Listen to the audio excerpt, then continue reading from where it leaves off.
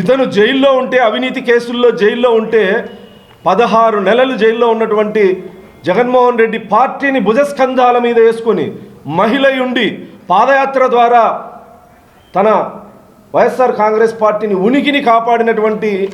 షర్మిల గారికి వెన్నుపోటు పొడిచినటువంటి దుర్మార్గుడు, కన్న తల్లిని ఆస్తుల విషయంలో వెన్నుపోటు పొడిచినటువంటి దుర్మార్గుడు, అస్సలైన వెన్నుపోటుదారుడు జగన్మోహన్ రెడ్డి. ఇతను ఈరోజు కూటమి ప్రభుత్వం అధికారంలోకి వచ్చి సంవత్సర కాలం పూర్తవుతున్నటువంటి సందర్భంలో నిజంగా ప్రజలకు సంబంధించినటువంటి వ్యవహారాల మీద ఉద్యమించాల్సినటువంటి ప్రత్యర్థి పార్టీ నాయకుడు వ్యక్తిత్వ హననం చేసే విధంగా, చంద్రబాబు నాయుడు గారిని అగౌరవపరిచే విధంగా, ఇతర రాష్ట్రాల్లో